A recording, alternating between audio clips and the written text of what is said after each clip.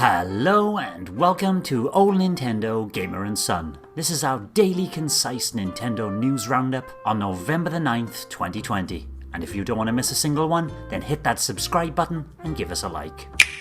Diablo 3's Season 22 is starting on November the 20th. It'll be updated before that to version 2.6.10 on November the 10th, but when Season 22 is activated, you'll be allowed to spawn in a shadow clone of your class. Indie Live Expo II has occurred, and we have all the biggest details from that right here, right now. Replica, announced for Switch back in September, has had a stealth drop. It's out in the eShop right now.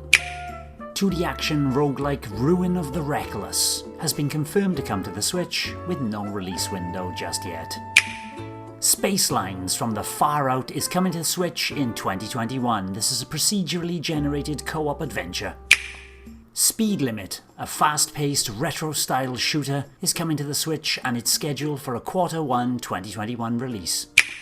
Stagehands, a 3D couch co-op game, will be seeing life on the Switch in 2021. STEOS, Sorrow Song of Bounty Hunter, will launch in 2021 and it's a fast-paced side-scrolling shooter.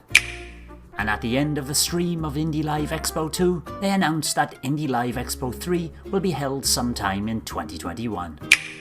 Nintendo developer Yoshiaki Koizumi had this to say about Mario's stories in the Mario titles. We think about it at the very end of the game development process, just as we are completing it. When we create a game, Mario, the enemies and the stages come first, and the story is there to wrap things up neatly into one world. By story here, I don't just mean what characters say and what happens to them. In fact, everything that people feel when they play as Mario is part of the story, so there is not just one story. In fact, I think it's different for everyone. Leaked via Amazon Japan is the Silver 2425. There are two games on this physical release, and both developed by No More Heroes developer Grasshopper Manufacture, the Silver Case and the 25th Ward. This is releasing in Japan on February the 18th, and there's no confirmation of a Western release, even though Suda51 has expressed interest in doing so.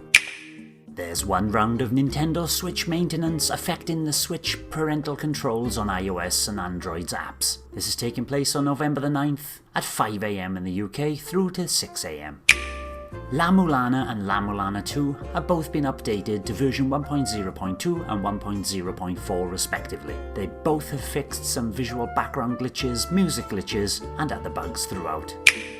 Takashi Tezuka talked about FLUDD in the Super Mario Sunshine game. He said that it came from the difficulty of handling 3D space when we developed Super Mario 64. In order to make it easier to get onto a platform, we created the hover feature where the character slowly falls as if in low gravity. Also, because it was difficult to stomp on the enemy in Super Mario 64, we created ways to defeat them using the water.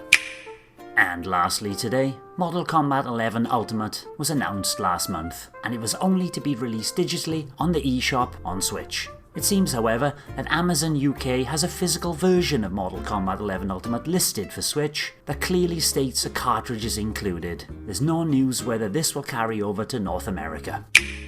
Thanks for watching, and don't forget to hit the subscribe button and give us a like if you've enjoyed our content. You can also check out our other great content on Twitter, Facebook, Instagram, and the Any Café podcast from all good podcast providers. Just follow the links in the description below.